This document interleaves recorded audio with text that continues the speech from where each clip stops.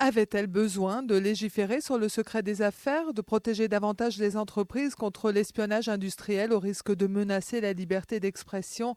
Pour Constance Legris, eurodéputée du Parti populaire européen et rapporteure du texte, la question ne fait aucun doute. La menace est grandissante, il faut en être parfaitement conscient. Il y a eu aussi bien l'entreprise Alstom, par exemple, ces dernières années, que l'entreprise Michelin, qui ont été victimes toutes les deux de pillages, de savoir-faire qui leur permettaient d'être concurrentielles, compétitives. Il y a eu là des dommages très importants. Il faut donc leur offrir la possibilité de se défendre et d'aller en justice. Mais comment empêcher que ce ne soient les journalistes, les lanceurs d'alerte qui se retrouvent devant les tribunaux? C'est le point le plus polémique de cette directive. Mardi, la commission juridique du Parlement européen a renforcé leur protection. Suffisamment, estime l'eurodéputée socialiste Virginie Rozière, pourtant très remontée jusque-là contre le texte. On a obtenu des avancées parce qu'on a indiqué que lorsque des révélations étaient faites pour la défense de l'intérêt général, la liberté d'information, à ce moment-là, la directive sur le secret des affaires ne pouvait pas s'appliquer.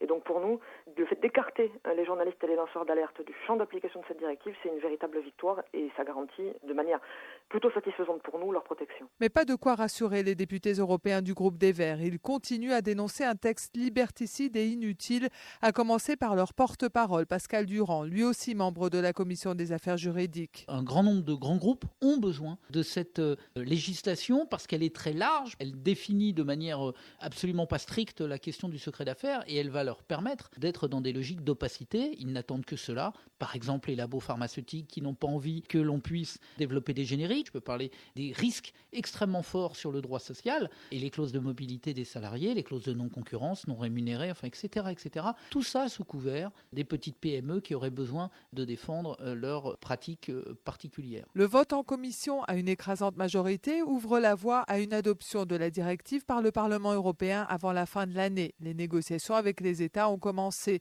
La mobilisation, elle, se poursuit, portée par les syndicats et le collectif Informer n'est pas un délit.